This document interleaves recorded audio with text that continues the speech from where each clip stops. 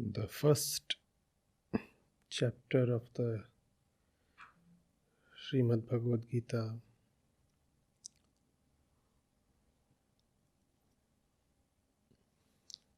holds a central importance and is quite peculiar compared to the rest of the text.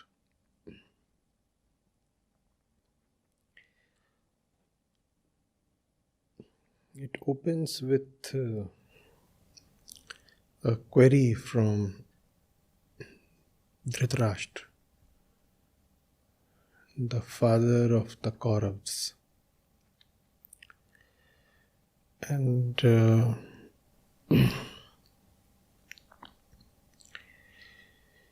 he is an interested party. It's a very partisan query. He wants to know what is happening on the battlefield.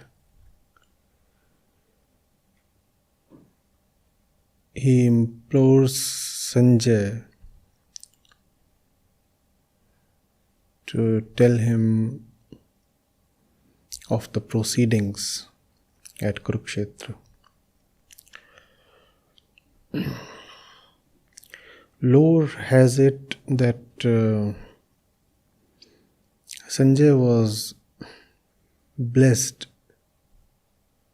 with a special kind of sight through which he could see what was happening on the battlefield that was geographically at a fair distance from where Dhritarashtra was seated. But that thing is of no importance. It does not matter whether Sanjay had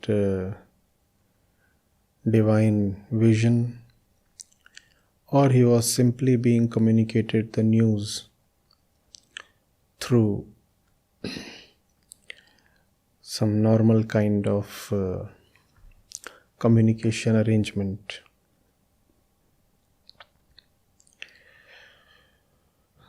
Dhritarashtra does not have eyes, and that is significant. The query is coming from someone who cannot both literally and metaphorically see. So he queries Sanjay. Tell me, Sanjay, assembled at Kurukshetra, all ready to fight, what did my people and the Pandavas do? So Kurukshetra, it's obvious from the way the question is framed, was already a renowned place, a place of religious significance. And that's where the two armies have congregated. And what happens next is for Sanjay to relay.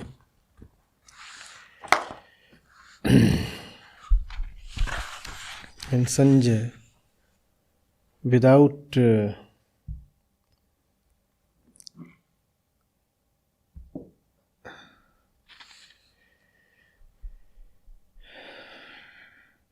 beating about the bush, very directly proceeds to communicate the status at the battlefield. And he says, Duryodhana, seeing the Pandavas arrayed in a battle formation, approaches the teacher Drona and says, So it's Duryodhana who is told to be going to Drona. And what is it that Duryodhana says?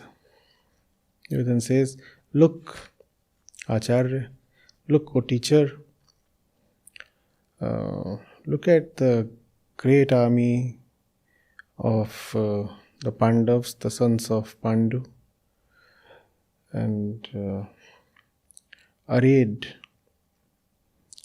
together by the son of Drupad, who is your blessed disciple." So,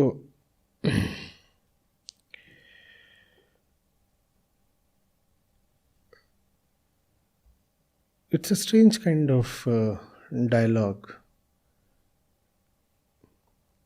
The armies are all ready to have a go at each other, and Duryodhana in this moment goes to Drona and says, look at the enemy, look at their mighty army. And the two persons he names are both students of Drona.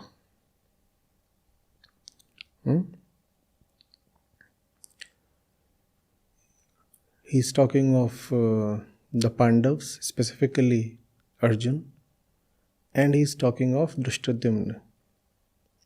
So he says, see, look at their might. Now it is no coincidence that the two who have been named and the one these two have been named to are in a special relationship. It is almost as if he is taunting the teacher. Look how indiscreet you have been. The ones you taught are now ready to kill you. And factually what Duryodhana is saying is right, but it is indeed unwise of him to say that at this moment.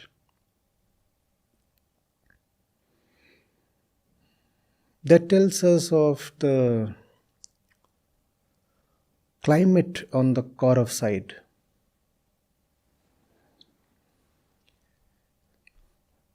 The various people are all standing together, the warriors, the fighters, but there is hardly anything really strong and central uniting them. They are all there because of miscellaneous reasons, rather compulsions. So Bhishma is there because he has his vow to keep. The 100 brothers are there because the eldest among them has ordered them to.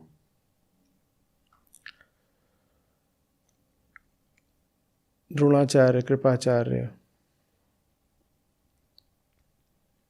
they belong to the court. Their loyalty was inexorably tied to the state. So again, they have to be present. Karn is not there on the battlefield at this moment, but his reasons are entirely different. He is there to repay an old debt.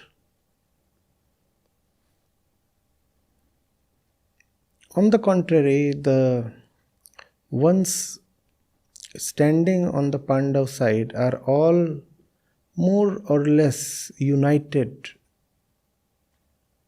by a common central theme.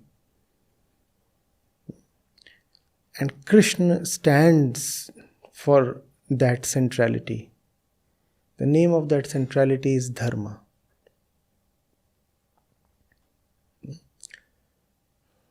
We have been wronged. The wrong must be corrected, righted. So here we are.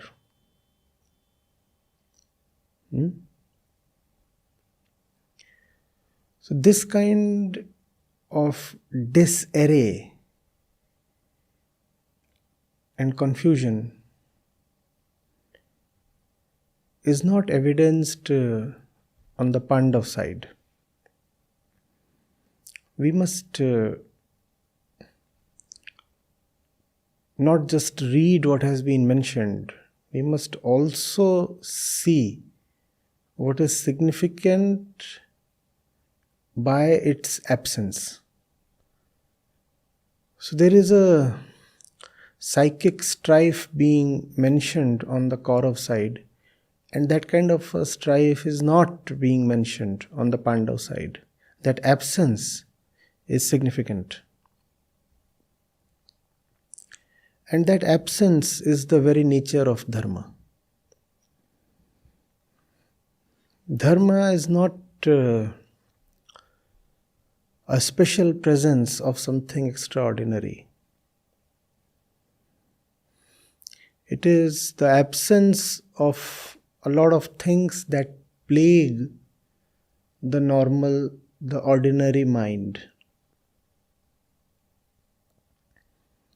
The ordinary mind is beset with suspicion, strife, greed, jealousy, fear, illusion. You don't find that on the side of dharma. On the side of dharma, there is just silence.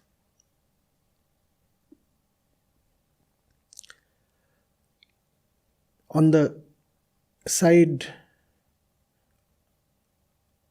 of normality, which is mostly adharma, you have several arguments in several directions. Whereas on the side of dharma, even if there is to be an argument, the argument is just one.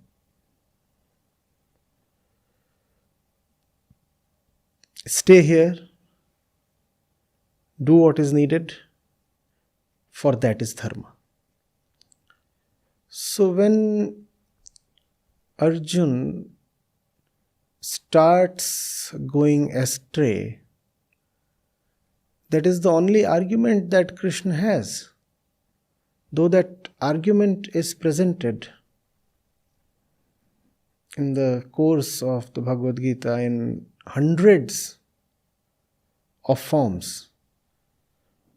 But whatsoever is being said, ultimately, the argument is just this. Be here, do the needful, for that is what you must do. So, signs of disquiet, unrest, self-doubt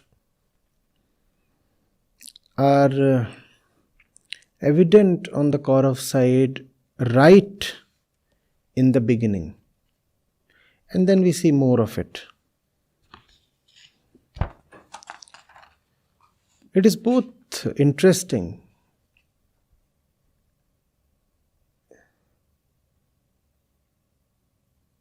and very peculiar. Why would the crown prince want to do this? See what he is doing. He is telling Drona, look at the Pandav side. Look at those mighty archers. Look at them, the equals in battle of Bhim and Arjun. The mighty Yuyudhan, Virat, Drupad, the valiant Drishtaketu, Chekitan, the Lord of Kashi, the best of fighters, Purujit, Kunti Bhoj, Shavya. See, behold, the powerful Yudhamanyu.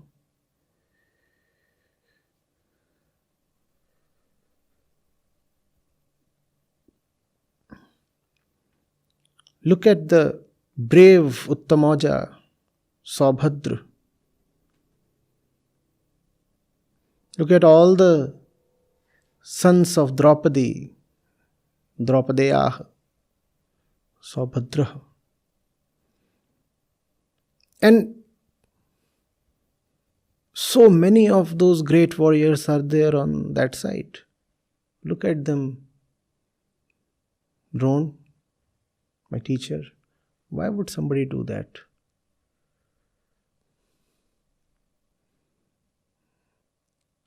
Is Duryodhana out of his senses? Is this a state of some kind of disorder? Is he delirious, unhinged? What is he doing? Drone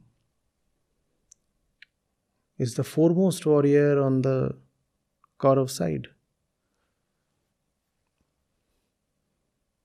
And he has been the teacher of both Kauravas and Pandavas, not without reason. He is far more experienced than Duryodhana is. He knows the names of all the warriors on both the sides. Why does Duryodhana need to tell him? There is only one reason this can happen.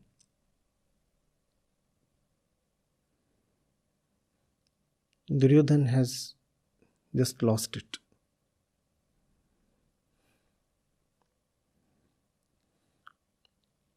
He is afraid. Even though his army is significantly bigger than that of the Pandavas, yet there is a deep fear. He is trembling. And this fear is making him utter nonsense. At a moment when composure is needed,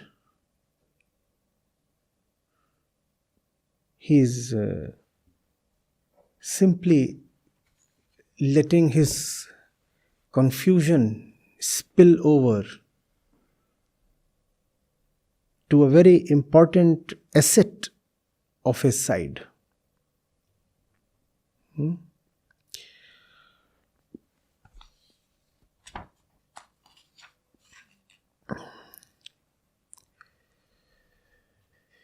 And then he says, just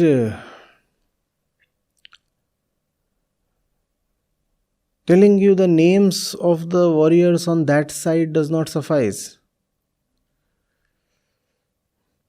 Just for your information, just to augment your knowledge, now I'll proceed to narrate you the names of the warriors on our side.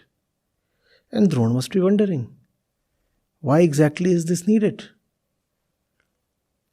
In fact, I already know the names of more warriors than Duryodhana can recite. What is he doing? And one can visualize Drona giving a strange look to Duryodhana. But Duryodhana is lost.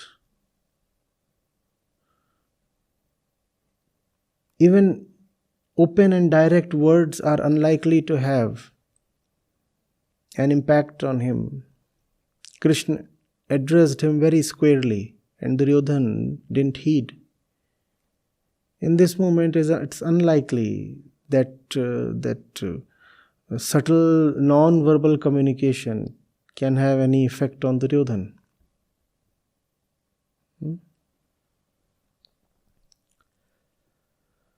So here are our best soldiers, and I'll narrate their names to you. Of course, the first name is your own, and Drone must have said thank you.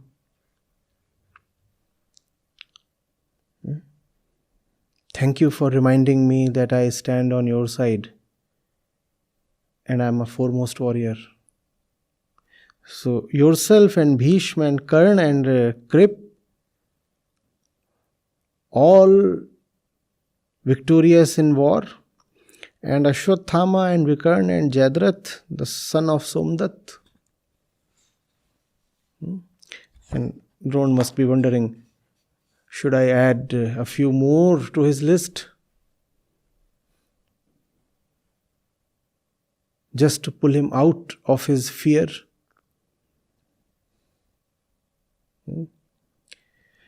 And many other heroes as well, all highly skillful and armed with various kinds of weapons. They are here, determined to die for my sake.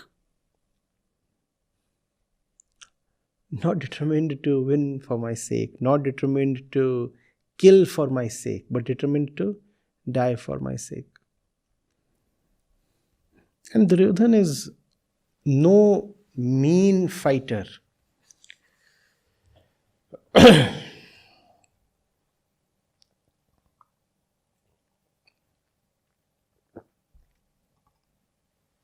He justifies his reputation in the last battle, in the mace battle with Bhim.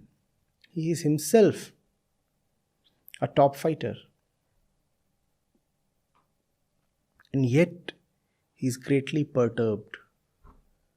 That's what happens when you represent adharma.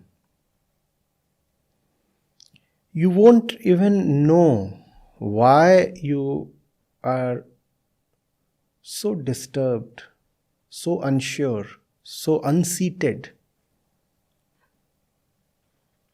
Why do you feel wrong-footed all the time? Logic will be on your side. The numbers will be on your side. You'll have a whole range of arguments to support and justify your position, and yet something within you would be just very unsure of itself. In spite of all the factual evidence available, you would be sensing an impending doom.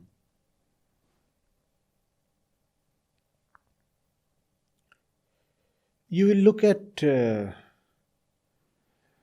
material stuff you have.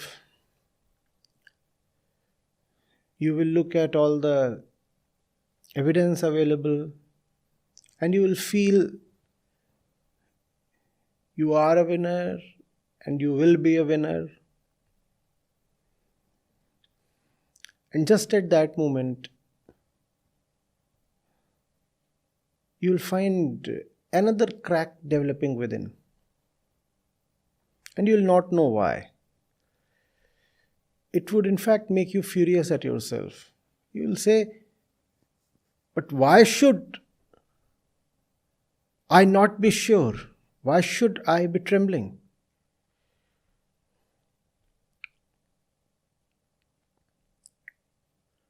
All is okay. All has been arranged, managed. I have a right to feel confident, and yet I feel so unsure. Why? And on that side, I see someone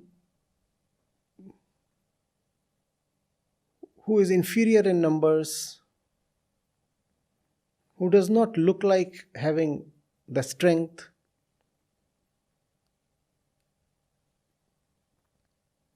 and yet that fellow stands firmly, and here I am, shaking and trembling. I have no right to be thus confused and fidgety. I must be okay. And if I'm not feeling okay, then I must at least display that I am okay. And you will want to display to everybody and yourself that you are okay. But your inner being will refuse to feel okay.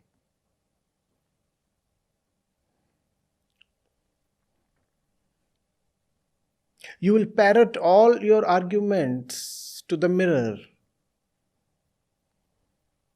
But the one in the mirror would still stand confused and afraid.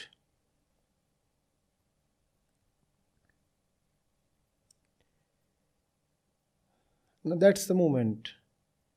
Either you could accept there is something fundamentally wrong with the position, or you could tell yourself, well, when I can logically defend my position, it simply means my position is all right.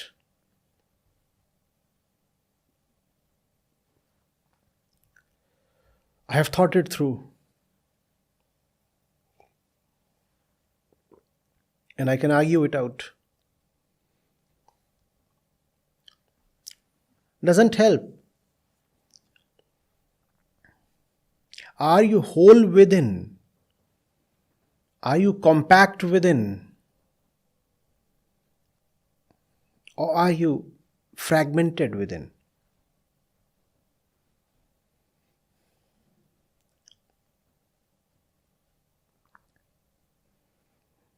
Can you look at dharma in the eye?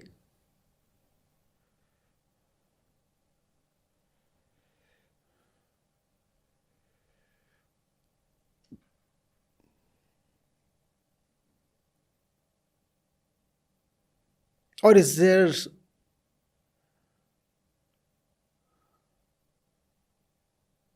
a part of you that is actually very ashamed of itself? So ashamed, it cannot look at even mirror in the eye.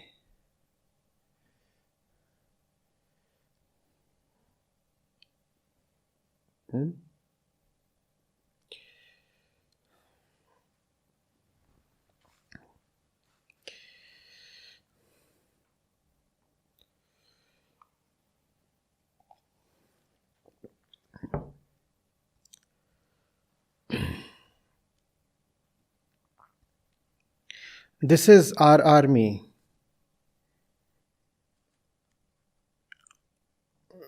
Defended by Bhishma.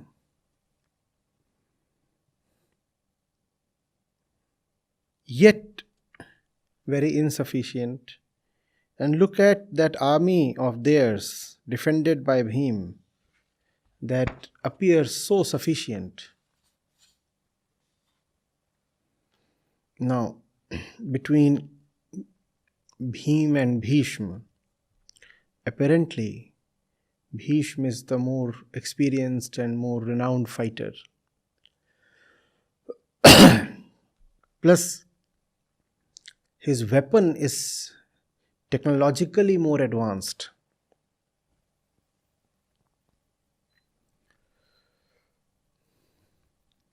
In a one-to-one battle, Bhim would hardly be a match to Bhishma. Even in leadership skills, as the general of the army, as the commander of the army, Bhishma is arguably superior to Bhim. So the Kauravas have a great commander, great in both skill and experience. They have a larger army. And yet, Duryodhana very clearly says here that all this appears quite insufficient, aparyapt. And that side, led by Bhim, appears quite sufficient, paryapt. Is this just a Freudian slip of tongue? Well, probably not. Duryodhana is, for once, being honest. Duryodhana is being honest in spite of himself. So he says, everything appears greater on our side, and yet the fact is, it appears insufficient. As if even an infinity added to my side would lose its charisma, its power, and turn into insufficiency.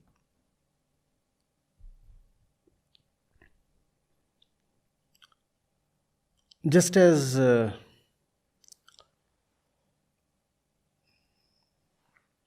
anything multiplied by 0 gets reduced to 0.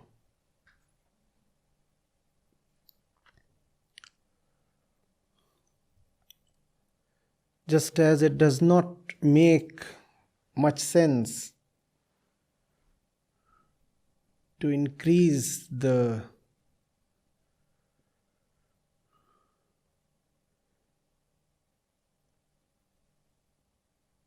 digits of a big number, increase the value of the digits of a big number, if the first digit itself is 0. Adharma, not being with the truth, is that first thing. If that first thing is 0, it does not matter what you have arranged after the 0.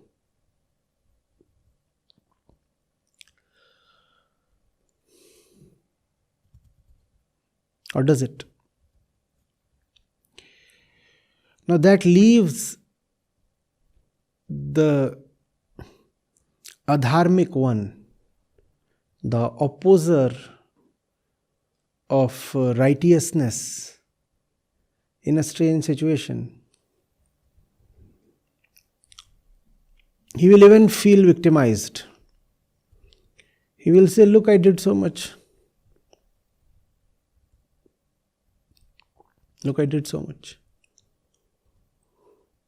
And yet I am being declared inferior. I have been called a loser. Look, I did so much. He'll say, look at my accomplishments. Look at my score sheet. It reads 0999. 27 units is my output.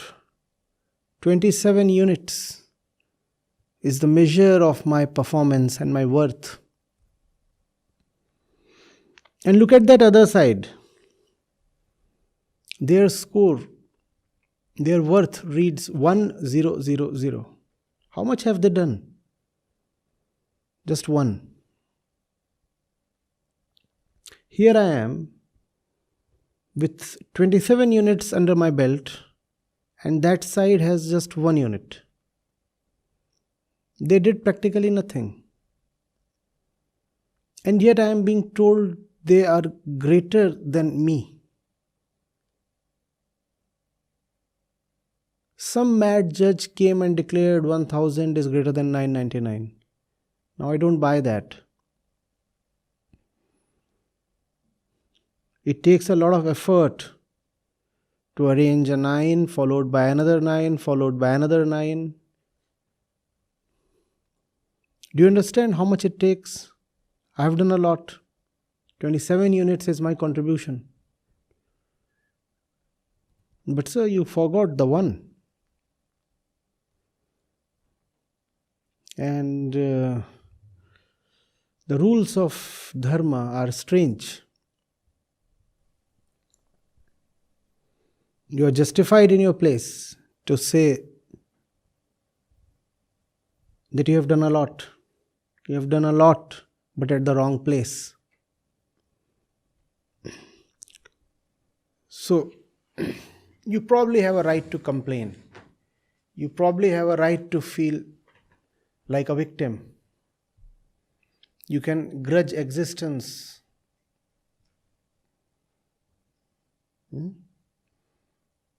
You can even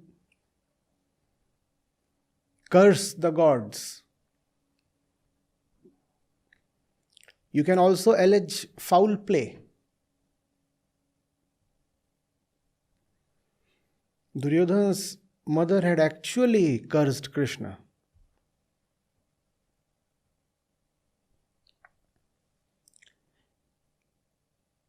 And even to this day, people keep saying that Duryodhana couldn't have been defeated but for foul play.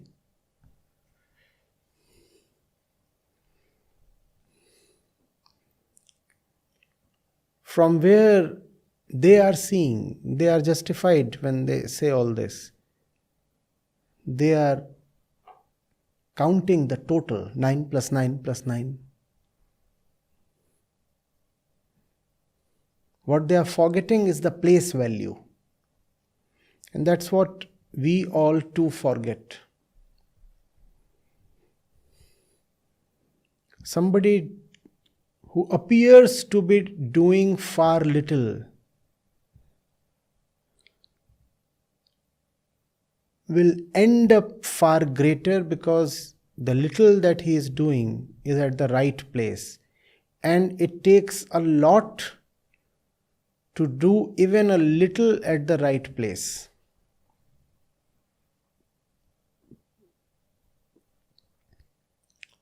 And it's far easier to do a lot at the wrong place. In a 4-digit number, managing a 1 at the highest place takes a lot more than arranging 9s at other places.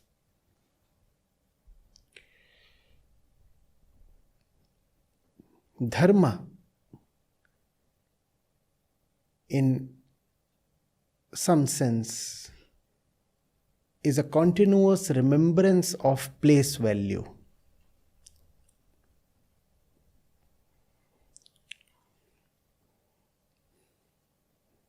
Do not just count the amount. See who the amount is dedicated to.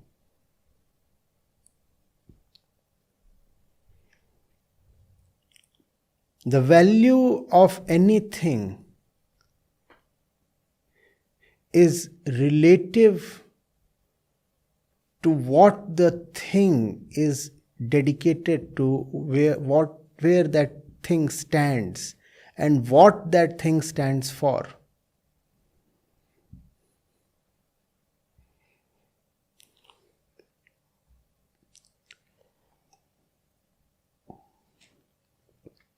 We get exemplifications at many places. So, when Krishna visits Hastinapur, he refuses to be hosted by Duryodhana. He says, I would rather prefer the modest hospitality of Vidur. It is not bigness that counts in itself.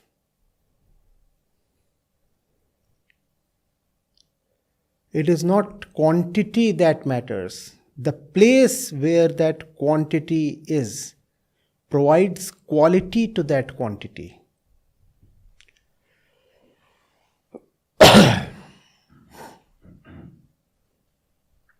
Quality.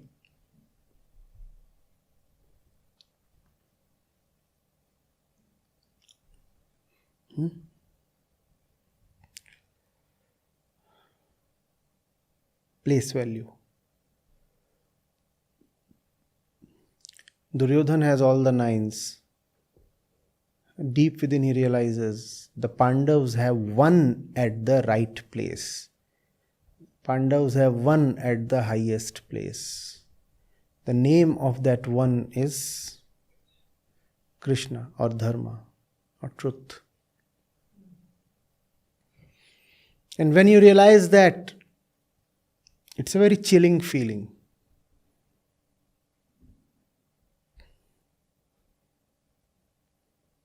It's the end.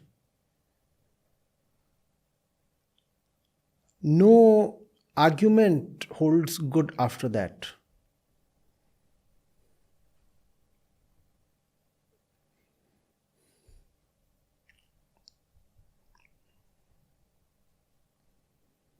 You realize you have set up the entire circuit but forgotten to switch the power on. You've done everything except the one right and final thing that matters.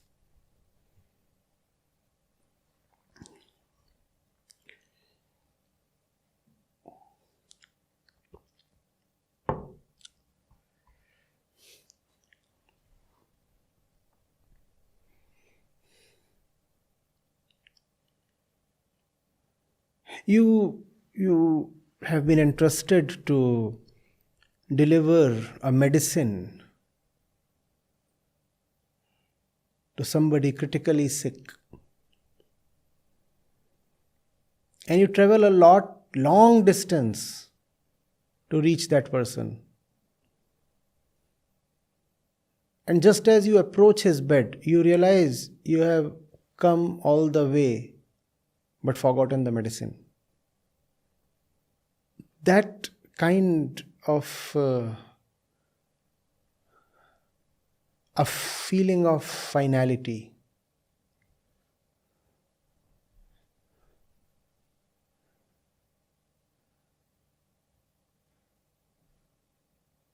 The chill of the end.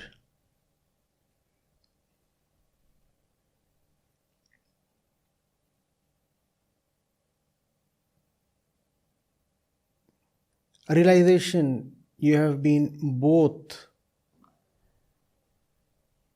stupid and wronged.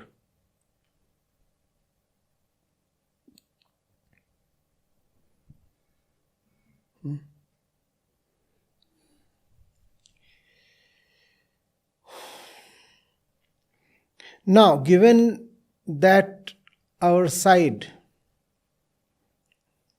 is so insufficient, let's all try to protect Bhishma. Let's all be arranged in a way that defends Bhishma. Very strange. Bhishma is supposed to be the slayer in chief.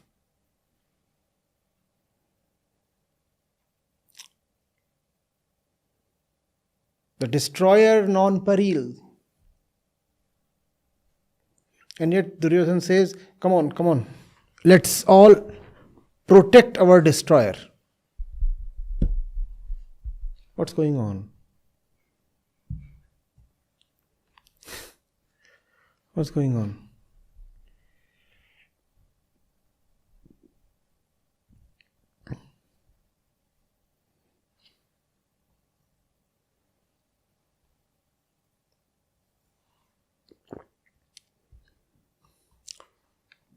It's like imploring a lot of riflemen to guard your biggest tank. What are you so unsure of? He is not unsure of Bhishma.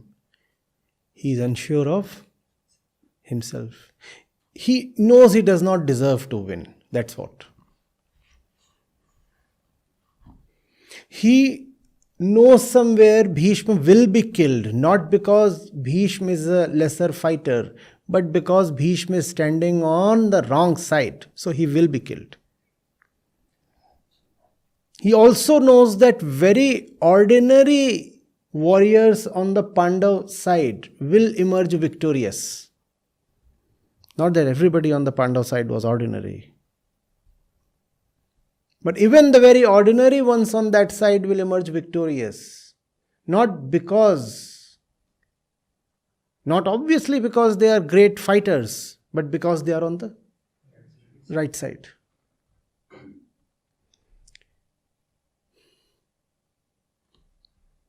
In an epiphanic moment, he realizes how stupid he would look to have had a great and resourceful army and the best of fighters arrayed in his favor, and yet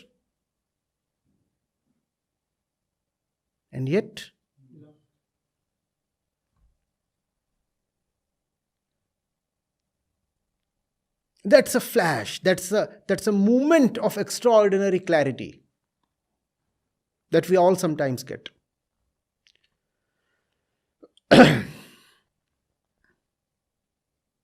That sometimes happens, usually in very significant moments. And this is one significant moment. Do you see how on the Kaurav side, Duryodhana is going bonkers? And something a little similar is going to happen to Arjun on the Pandav side. The two principal warriors are both getting very nervous. It happens. That's the outcome of a big movement like this one. This battle is supposed to be the biggest one in centuries. Practically every warrior worth the name from across the various kingdoms in North and Northwest India were assembled there.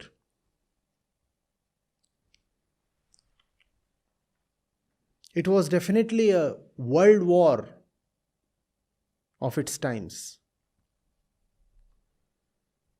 And in those moments, you do get such instances of fleeting clarity. Why does that happen? Because under the weight of such a heavy situation, your falsenesses crumble. And therefore, clarity shines at least for a while. The situation is so demanding, so horrifying, so challenging, that all your pretense and shallow arguments and facades, they just yield, collapse, and you are left staring at the truth. And that's what is happening here with Duryodhana. Just that because the clarity is incidental and fleeting. Therefore, it is neither bright enough nor compelling enough. Duryodhana will manage to retain his darkness. In spite of having seen what he sees in these moments in the first chapter, he will still continue to fight as if he has seen nothing.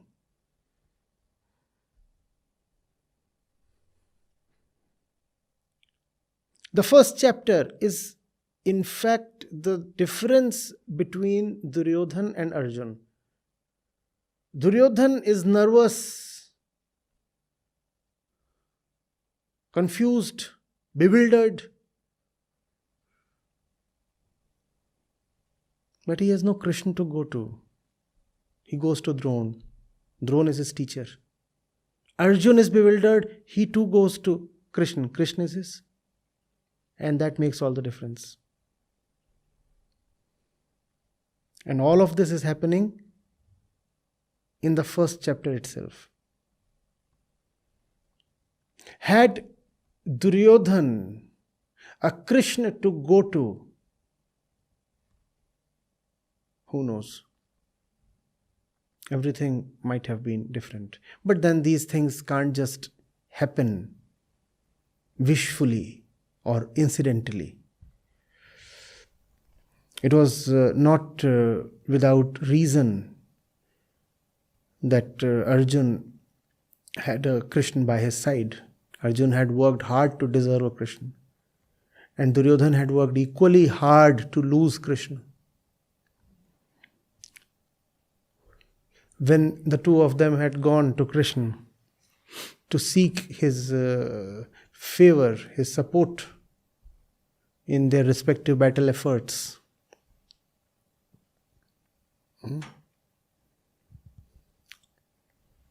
Arjun had all the opportunity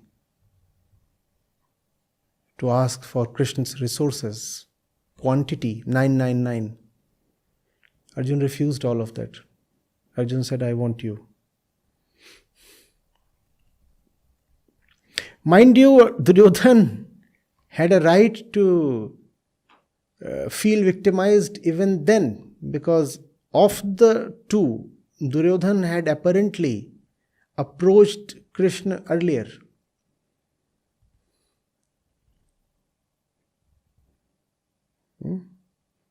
But legend has it in written that he chose to stand by Krishna's head side. Well, I'm big enough, and here I am, standing right upon your head. And Arjun preferred his leg side. So, as is natural, the sleeping man opens his eyes and he won't turn around to look at who is standing behind him. So he looks at Arjun, who is standing at his legs, and says, yes, please tell me. Duryodhana intervenes. He says, I came first. Krishna says, but I saw him first. I will decide as per my experience. I saw him first. And Arjun could have lost it all that moment. Arjun could have said, I want this, I want that. Krishna said, you'll have the first right to choose. But remember, you can choose either me or all my resources, including the Narayani army that is famous for not ever being defeated. It's an invincible army. Arjun says, I want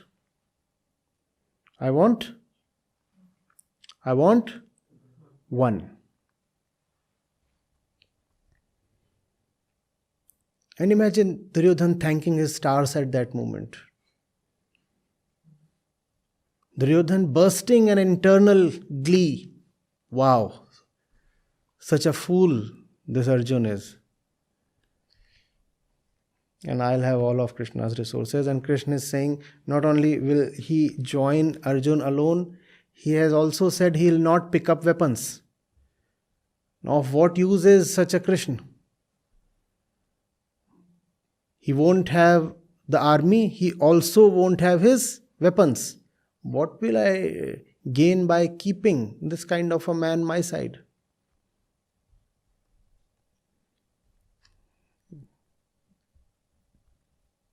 That's where Duryodhana lost it.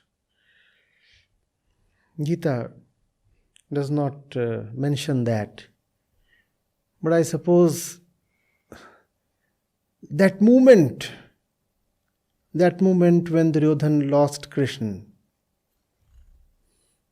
would have just flashed before the conch was blown.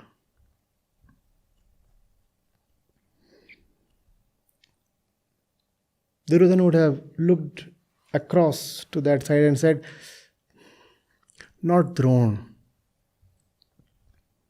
At this moment I needed a Krishna to talk to. And how fortunate is Arjun.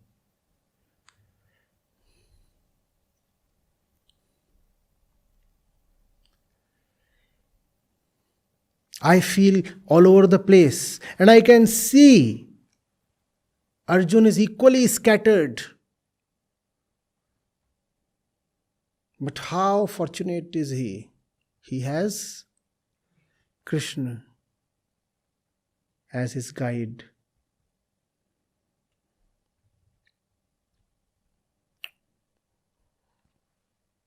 As his charioteer.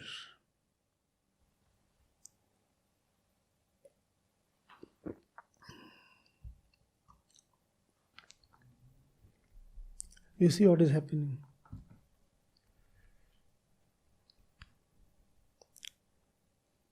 The entire situation so replete with meaning.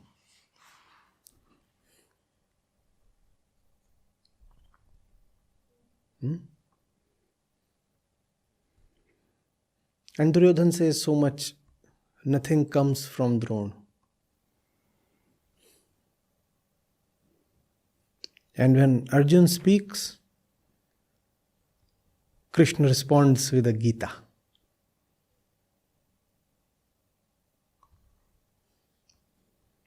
Who defeated Duryodhana? The Pandavas? Arjun? No. Gita defeated Duryodhana. When Duryodhana is blabbering this way, could Drona narrate the Gita to him? Duryodhana would have for sure emerged the winner. He had the men and the material and the muscle on his side. Why would he lose the war?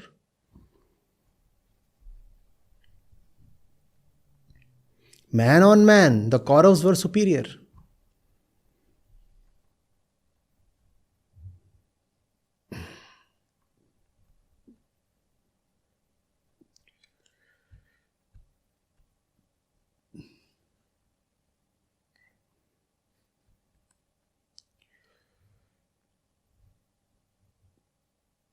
Use your mind, your arguments, your intellect to further the truth, in service of the truth. Don't use all these little things to assess the truth or to oppose the truth.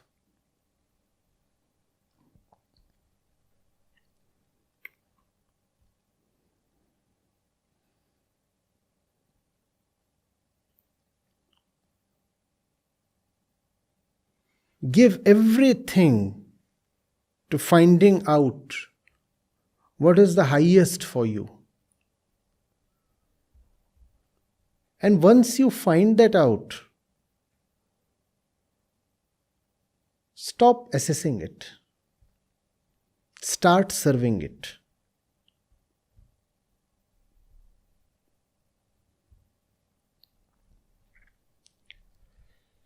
And that service has to be one-pointed.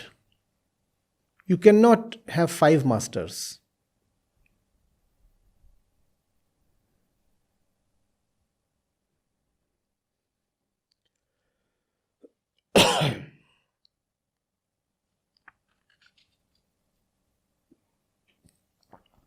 So, Drone, let's defend Bhishma. And Bhishma is probably hearing all this. So, that powerful oldest Kuru, Bhishma,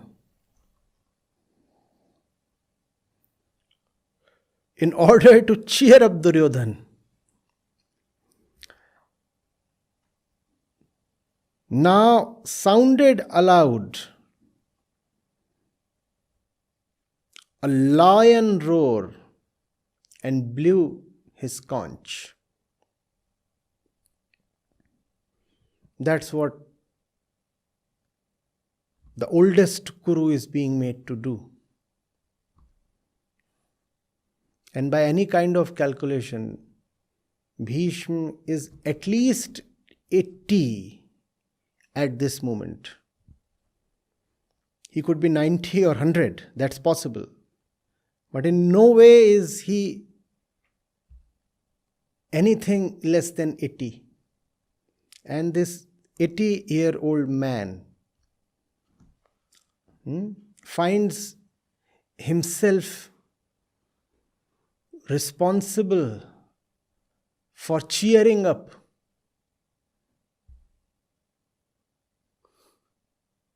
an ill-tempered prince who desires the throne as a toy.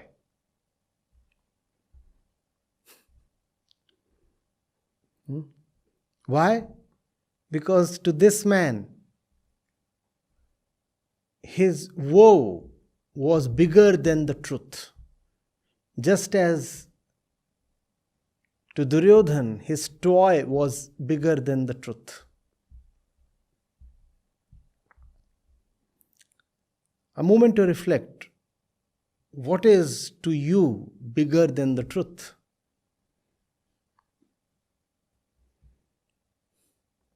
We all have our personal preferences. To Karn, his loyalty, his allegiance was bigger than the truth.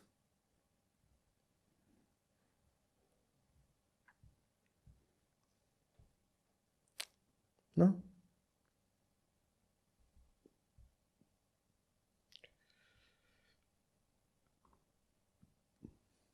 What is to you bigger than the truth?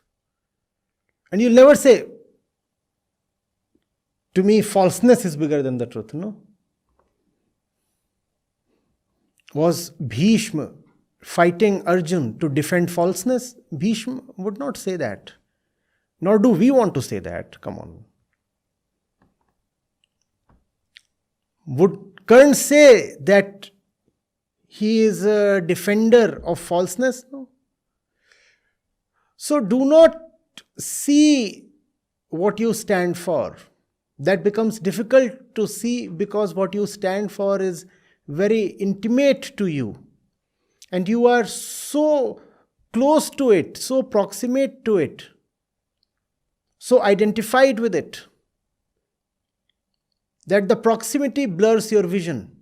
You won't be able to really see what you stand for. If this is just so near to my eyes, can I see what's written here? I won't. You lose sight of what you are too close to.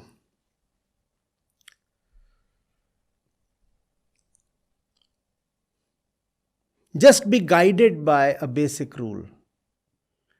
If there is anything that makes you stand against a Krishna, that thing deserves to be called your personal falseness. whatsoever might be the name of that thing. And usually that thing carries a beautiful or a grand name. For Bhishma, the grand name was loyalty to the throne and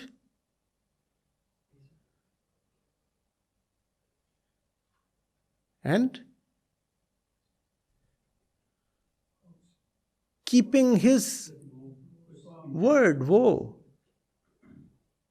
I will not go back on my word. Bhishma will not say he is defending falseness. He will say he is defending his word, and that's a noble thing to do. Irrespective of what you are defending, if it makes you stand against Krishna, just know that your lovely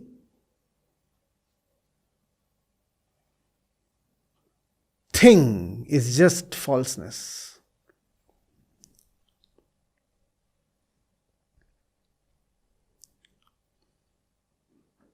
Falseness would not sustain if it were to openly declare its name.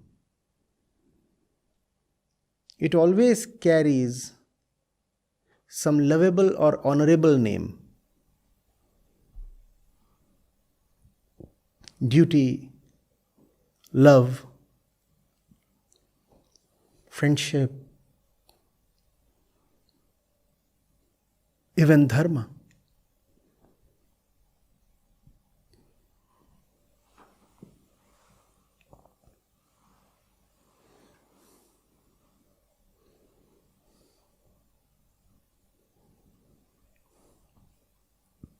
Getting it? So Bhishma blows the conch and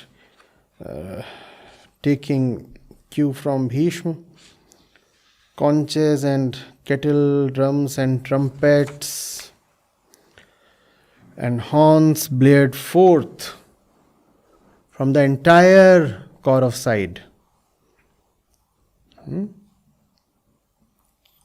And the sound that was thus raised was tremendous. And after this, we have Arjun. So, we will come to Arjun the next time.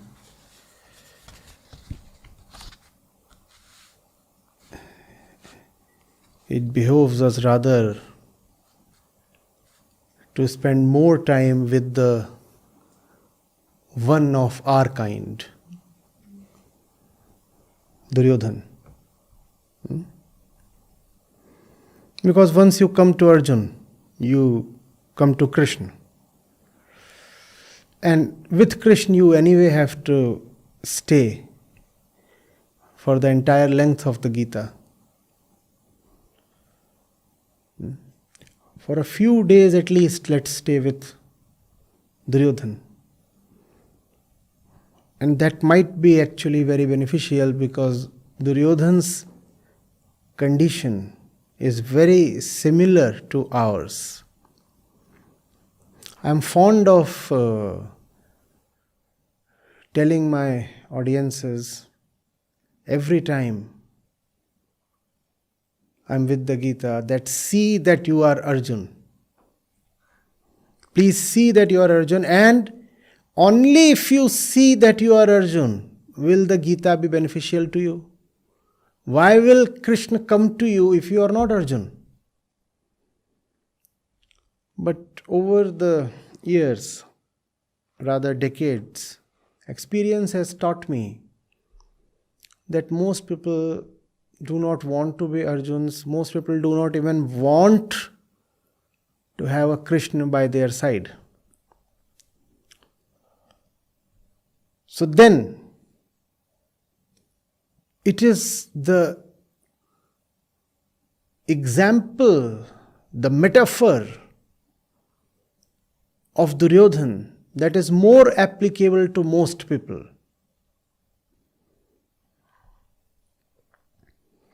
You are an Arjun only if you listen only to Krishna, right? But that's not how most people are. Most people spend their entire lives standing in active opposition to Krishna. So the few verses that we have narrating Duryodhana's condition are actually very beneficial, worth paying attention to. See what happens to you when you have a lot but not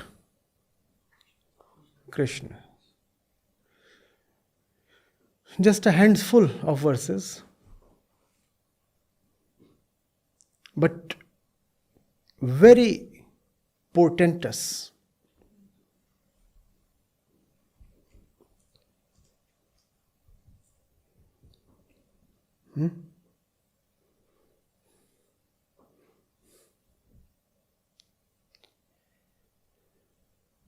When there is no center, strength crumbles and becomes weakness.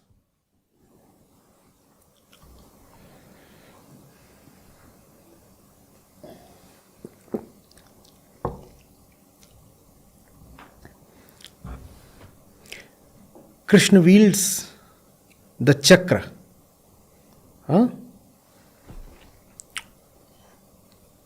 That's the weapon of his choice, right?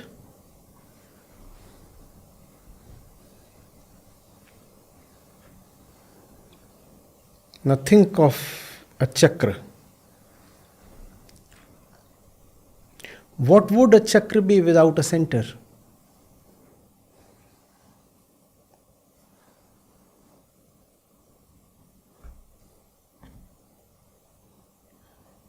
Would it hold? It falls apart. Can't visualize?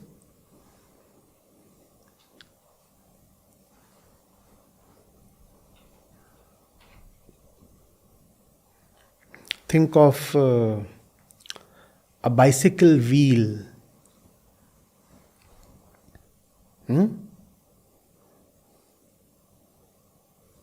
Centerless. Would it be able to take any pressure?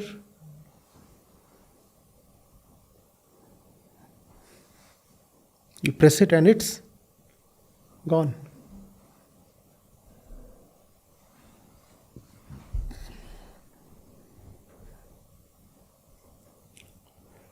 Dharma is the center that holds everything together. That's why when you are in the truth, you are said to have wholeness. Wholeness does not mean having a lot. Wholeness does not mean having a whole lot of things. Wholeness comes from having a center. A little thing with a center gets crystallized. A huge thing without a center just crumbles and falls apart.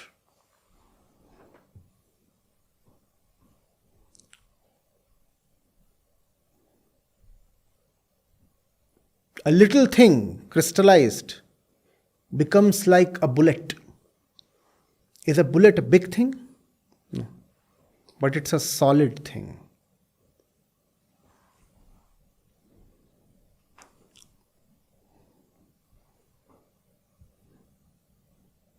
And a bullet will prevail over a lot of loose iron files. How much is a bullet? A few grams. Right? And you can have a ton of loose iron files. you will not be able to win a war with that. Something consolidated, something crystallized, something held very tightly to its core will always prevail over something very big but very amorphous, very powdery, very loose.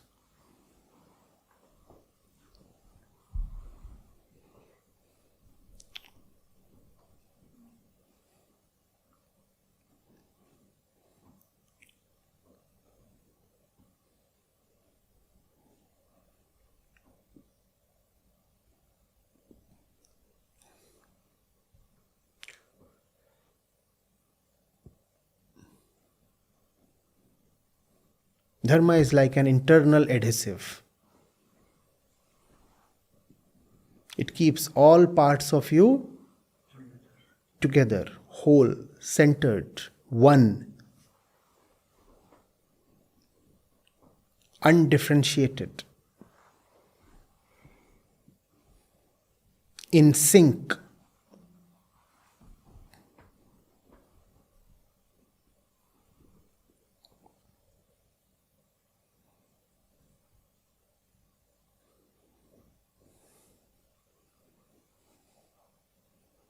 Dharma is a bit like the various organs of your body knowing how to operate in tandem.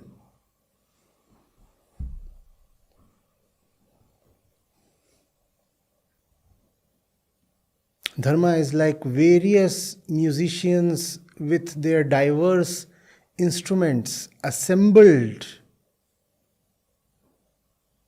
in an orchestra.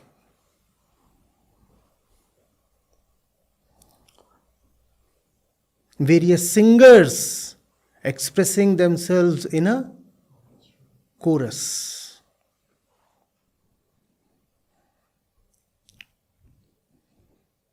Dharma is that musicality, that harmony.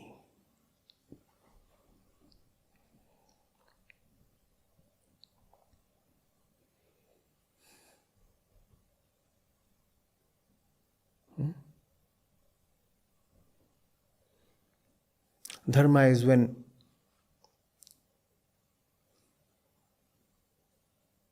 the eyes sense food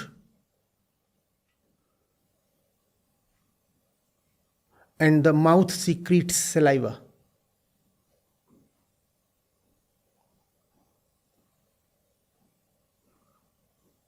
And the food enters your mouth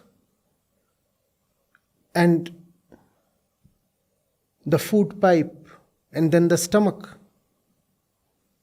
are already preparing to receive the food. Everything operating in a sync.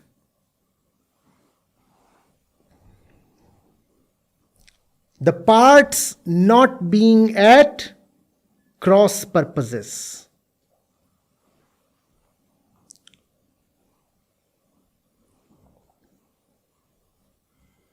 The parts not opposing each other. Dharma is an absence of internal conflict. Internal conflict within a body. That body could be a human body, or that body could be the body of an assembled army.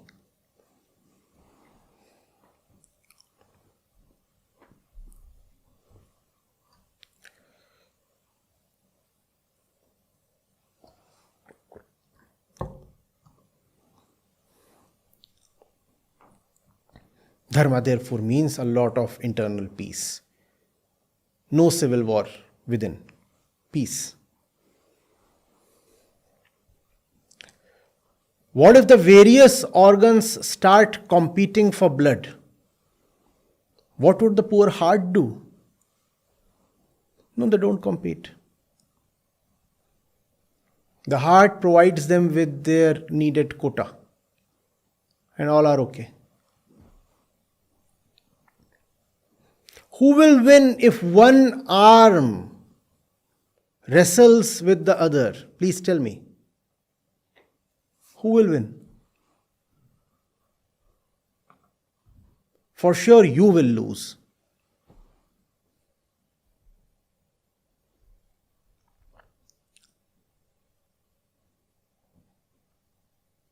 Myth has characters with several heads and dozens of arms.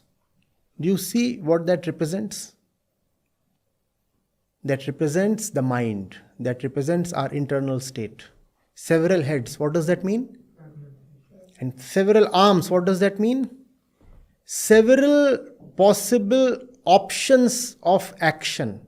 The arm denotes action.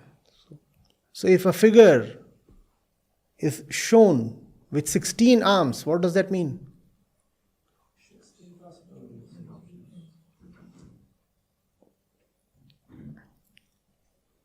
That's how we all are. Now if these 16 arms are at odds with each other, think of your condition. If the various heads are clamoring with each other, one head says, I want to sleep. The other one says, no, but this is the Gita.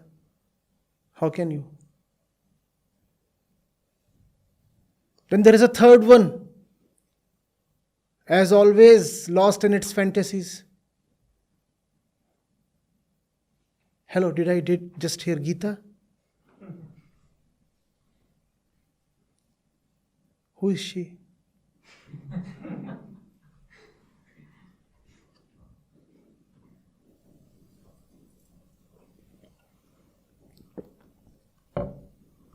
And then the fourth one, scolding the first three. Would you chatterboxes all shut up, please? I am meditating.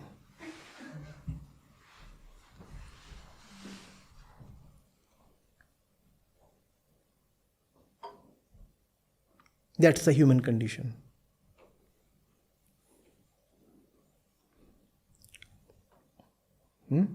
That's Duryodhana. Can you see how deeply Duryodhana at this moment is missing Krishna, loving Krishna, worshipping Krishna? Do you see how in a moment Duryodhana would have wanted to give everything up just to have Krishna by his side? But then, you haven't paid the price, son, and it's too late for you now.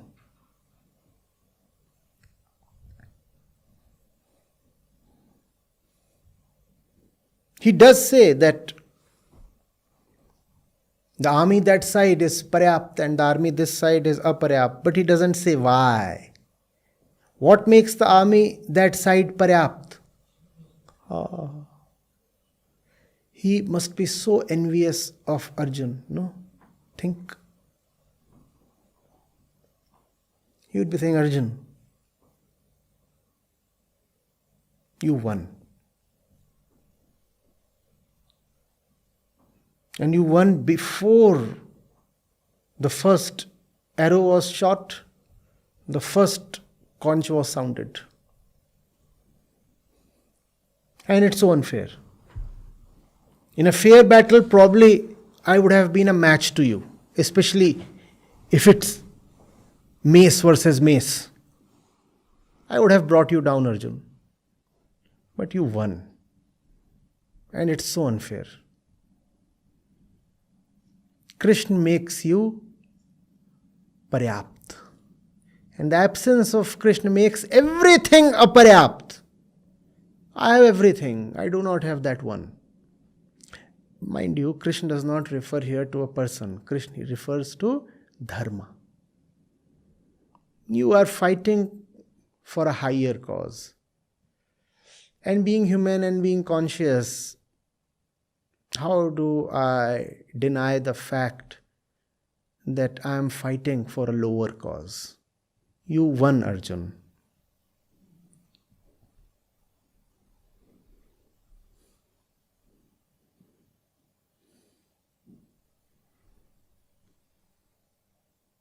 And one voice from within Duryodhana would be saying, isn't it partial of Krishna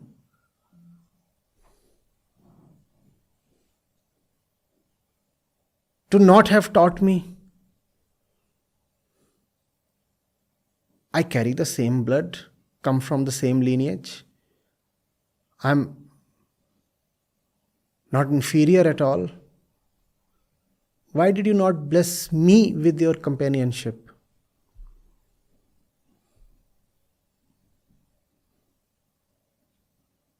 And that probably shows that you too are human, because you have human flaws. You are partial. So I'll fight you, because you are no God. You too are human. I'll declare you flawed and entitle myself to the fight. How do I fight absolute perfection? And if I have to fight, I have to declare the absolute as flawed. So Krishna, you are flawed. You are flawed because you didn't realize the great talent that Duryodhana is. And therefore Duryodhana will fight you down.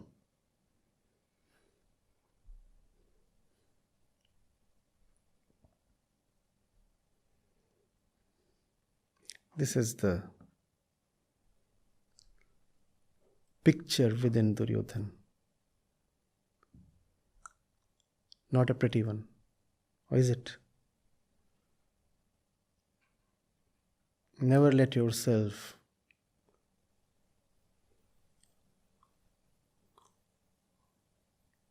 come to that place.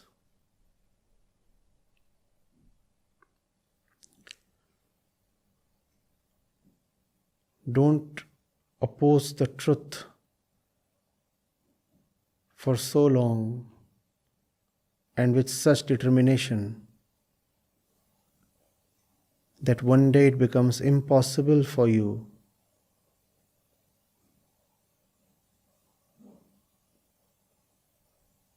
to retrace your steps. Going astray is one thing. We all do get diverted and distracted for a while. That is pardonable.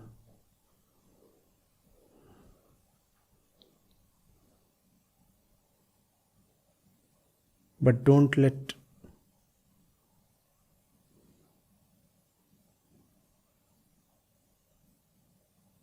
violation of dharma become an addiction with you.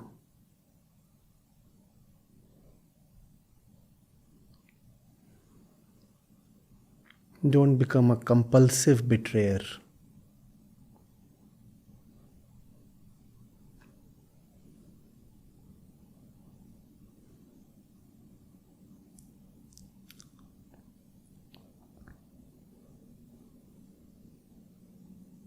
The thing with truth is that it is within you as well. It will demonstrate to you that you have been in the wrong. And how will you defy your own insight?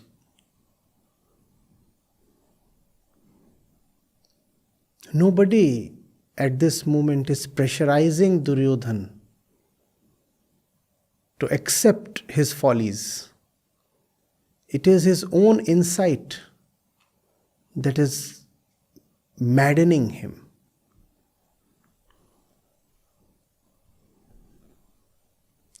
The truth can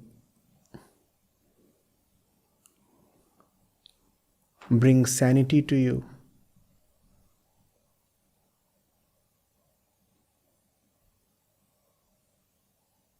And the truth can turn you mad. depends on your station. Don't be placed so unfavorably with respect to the truth that the only impact the truth is left to have upon you is that of insanity.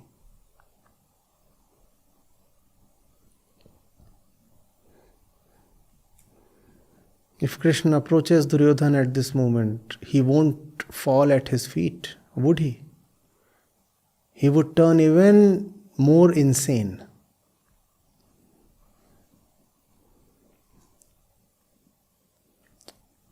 Now, who can treat Duryodhana? If you have brought yourself to a condition when even the truth is going to turn you insane, who will help you now? You'll find you are continuously avoiding the truth. Avoiding.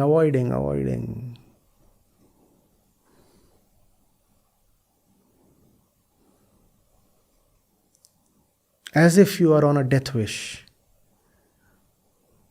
As if Duryodhana says, it's so late now that it's better that we all perish. As if Duryodhana or something within Duryodhana has it all planned out.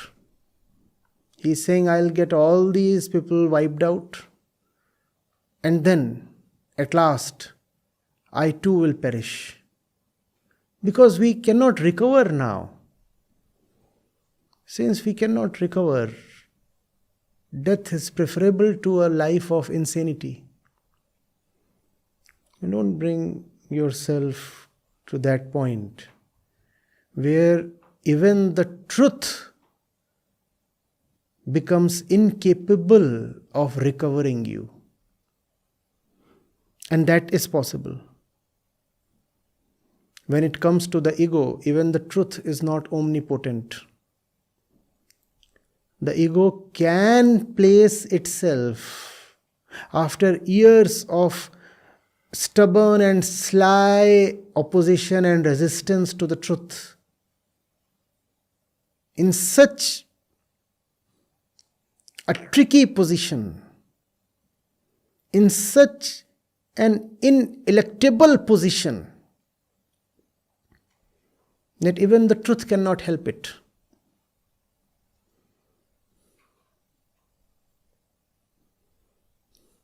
Don't be too sure of the truth. The truth is not omnipotent. You will not always be saved. The omnipotence of truth is contingent on your receptivity and your willingness to improve, to recover, to dissolve, to listen.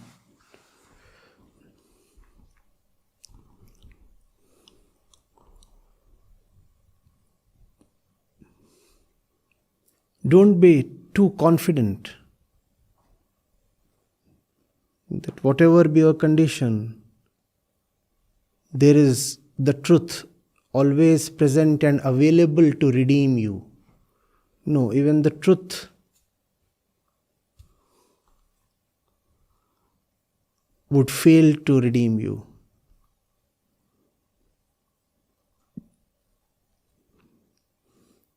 There was this movie,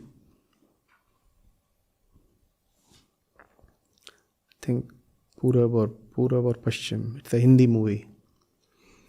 And there is this song, a poignant one, and a couple of lines always fascinated me.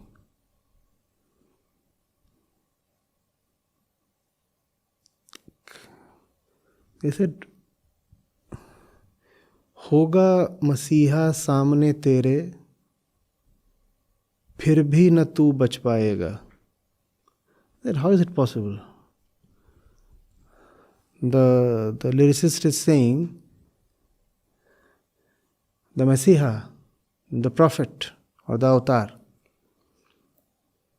will be right in front of you, and yet you won't be saved. Then how is it possible? The Messiah is supposed to be the Redeemer. He's supposed to save everybody. And why is the poet saying that even the Messiah will fail in saving you? Having matured a bit, I think I now understand. It is possible for a person to bring himself to such a complex position that even the Messiah fails. As if these lines were written for Duryodhana. Krishna is right in front of him, and yet Duryodhana cannot be redeemed. And Krishna is no stranger. Krishna is a relative. Duryodhana has known Krishna since his childhood. In a physical way, Krishna has been almost by Duryodhana's side for long years.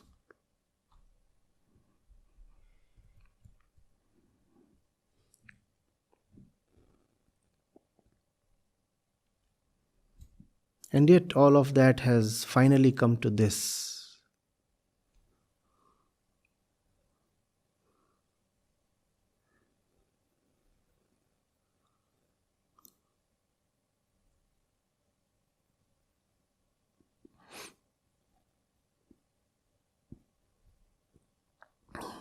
Yes, questions?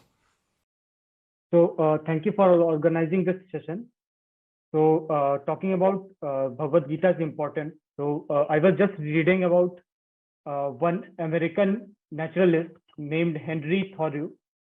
He says that every morning I bathe my intellect in the stupendous philosophy of Bhagavad Gita, in comparison with which our modern world and its literature seems trivial.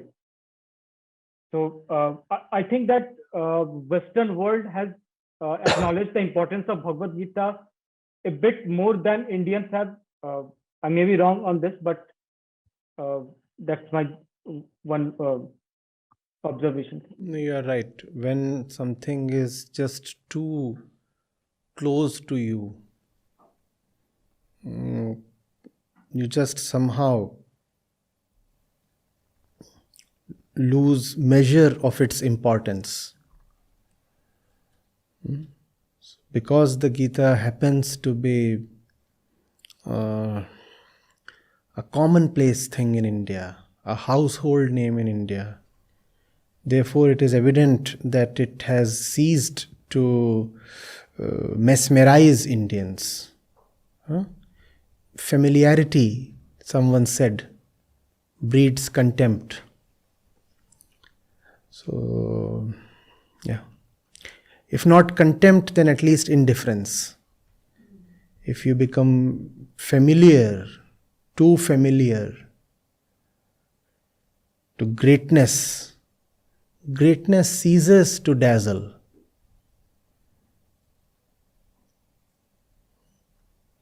The West encounters the Gita with relatively fresh eyes. The West does not rush to worship the Gita. It says, wow, here we have a piece of text. Literature, let me look at it objectively, afresh. And when you look at Gita that way, that's when it reveals its riches to you.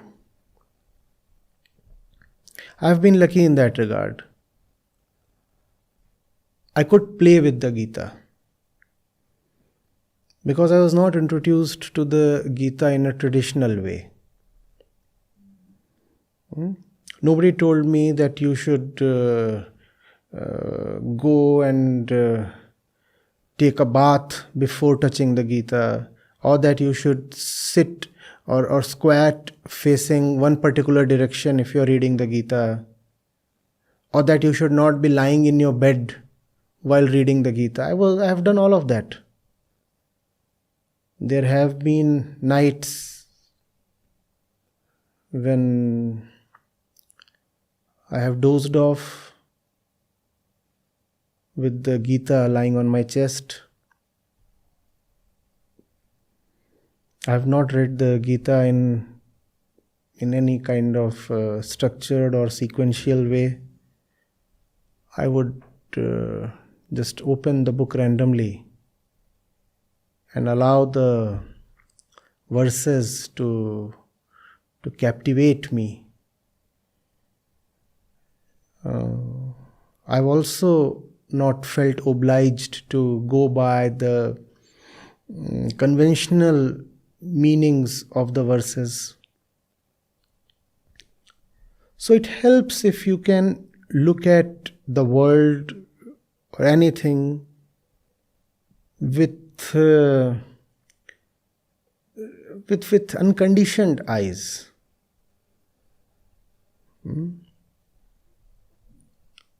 If you approach something with predetermined respect, you lose the thing.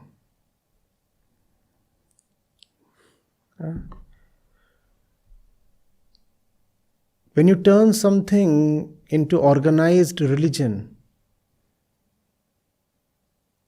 you lose touch with its underlying beautiful philosophy.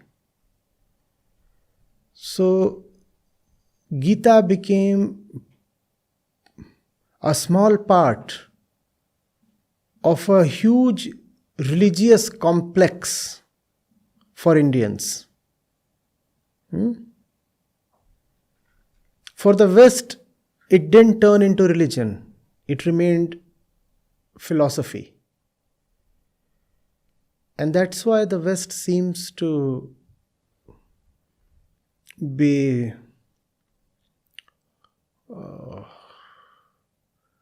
able to penetrate relatively deeper into the Gita.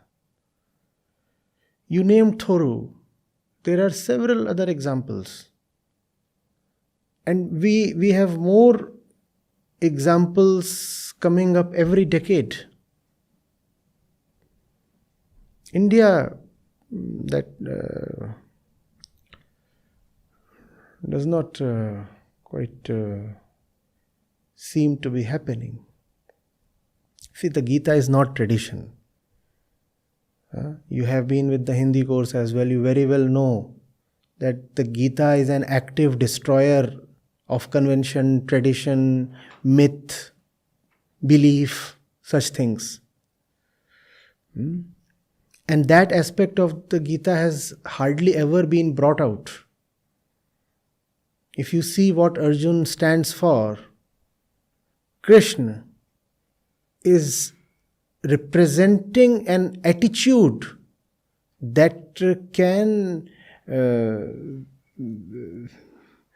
very truthfully be called as very modern. No? And because modernity first came to the West, therefore the West is naturally more likely to resonate more closely with the Gita.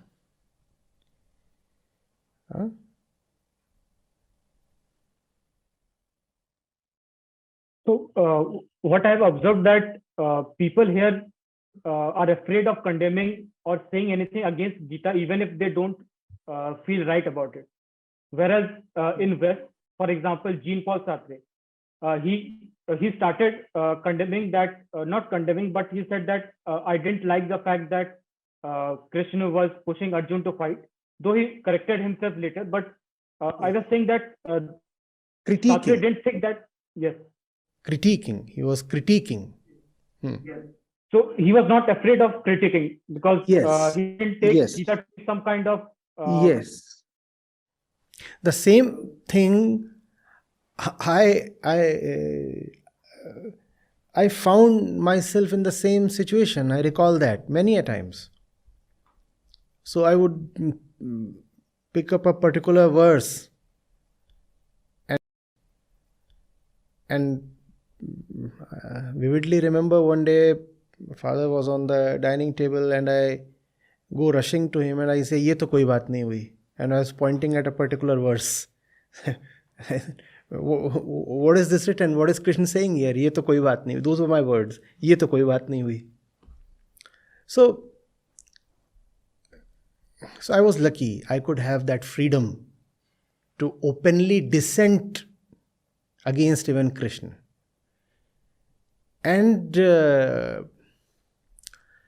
had I not had the right to dissent, I would also not have the right to love. Both require freedom, no? There can be no dissent without freedom, and there can be no love without freedom. So Gita can be read only in freedom.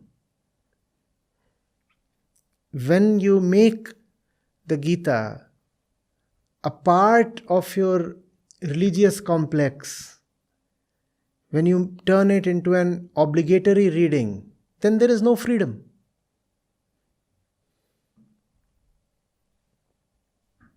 My question is, throughout this conversation, you were comparing Arjun and Duryodhana and how Duryodhana was able to maintain his darkness. But I want to take a different path and want to compare Arjun with Dhritarashtra. So Dhritarashtra, even after listening to Gita via Sanjay, is not able to lose his darkness. And by not able to losing his darkness, what I mean is he is not able to take the side of Krishna. So why is he so compelled to not take the side of Krishna even after getting this knowledge of Gita? Why was he not enlightened just like Arjun? Similarly, Acharya ji, we are getting this knowledge through you, but I feel that sometimes in life, we are also not able to keep this knowledge with us, and we still take this in the life that are not in favor of Krishna's knowledge. So why is this happening? See, somebody comes and demonstrates a beautiful piece of merchandise to you, right? He even lets you experience that thing a little.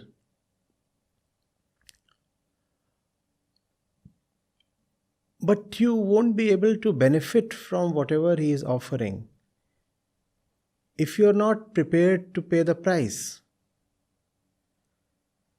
Arjun is being told to slaughter his kith and kin. That's the immensity of the price Arjun is paying.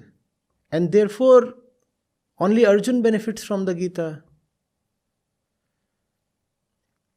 Just because the Gita is demonstrated to you, you do not become entitled to take it home. You go to a car showroom. The fellow displays the best model to you. Also allows you to have a test ride. Answers all your queries. Does that mean you can drive the car home now? So that's what. The Gita is demonstrated to so many people. A little bit of test riding also happens. And it ends there. Because after that, is the time for the check. Where is the check, sir? And the check was signed in red. No ordinary check. Fight, Arjun, fight. Does not matter who survives and who's slaughtered. So what you get depends on what you pay for. Not what you like, not what is big. The world, life itself is a supermarket. Everything is available. But you will get what you pay for.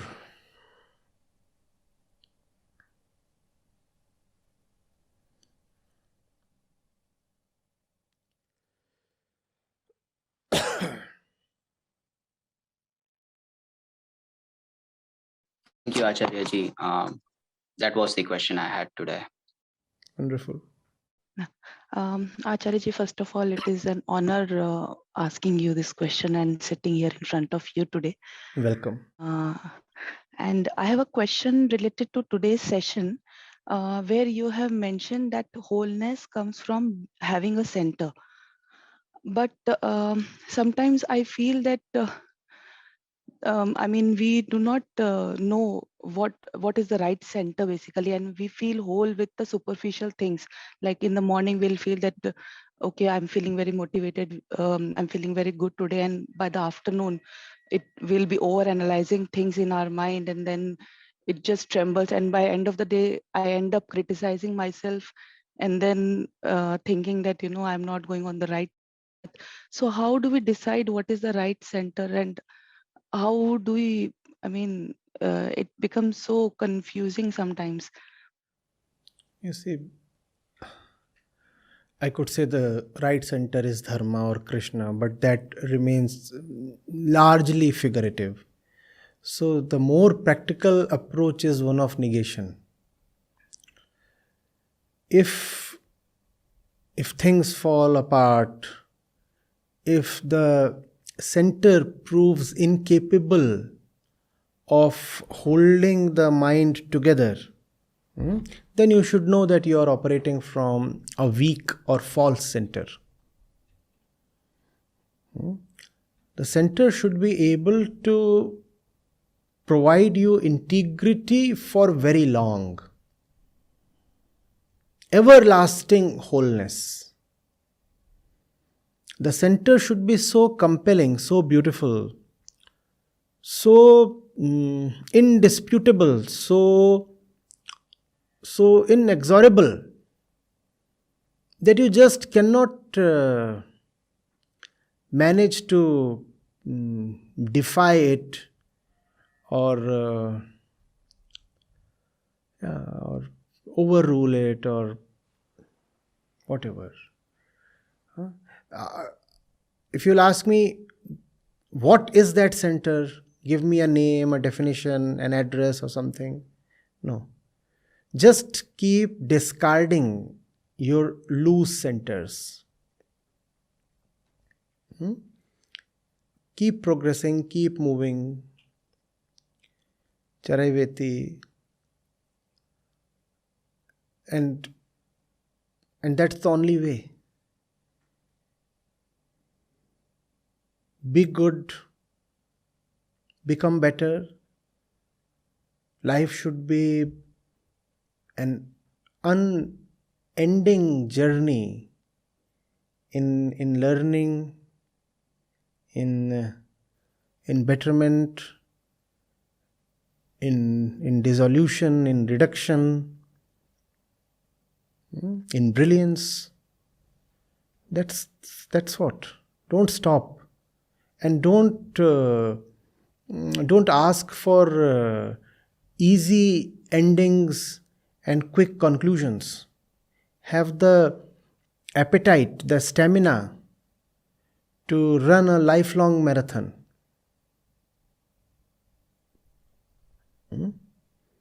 Don't be lazy. Right? Wherever you are, that point can never be a final one. And if you have already reached a final point, what's the point living on? When your train reaches the destination, what do you do? What do you do?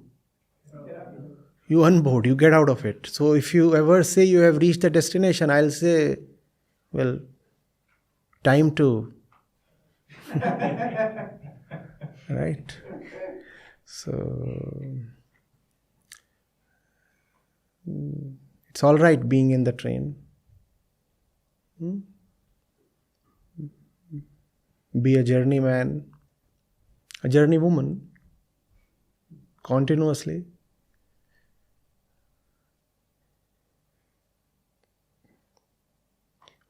What's the need to conclude? What's the need to say the end?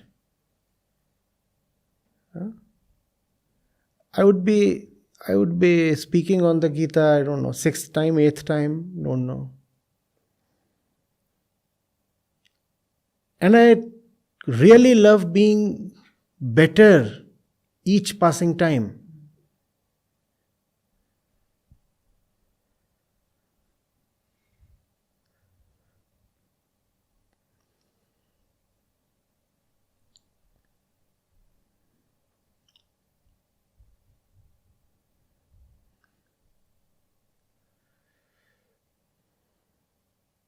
No?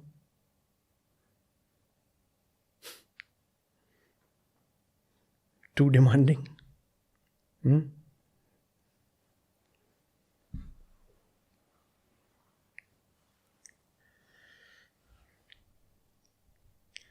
If the heart does not get tired pumping blood,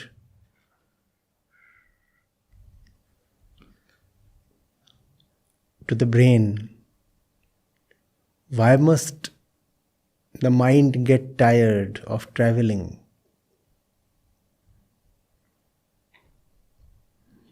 Why else is blood being pumped to your brain?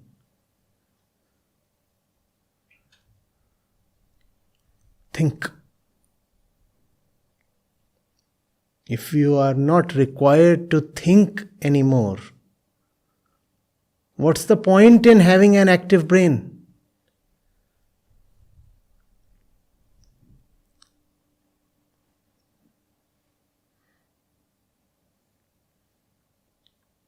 Yeah, that's all. Thank you, Acharya ji. That's it from me.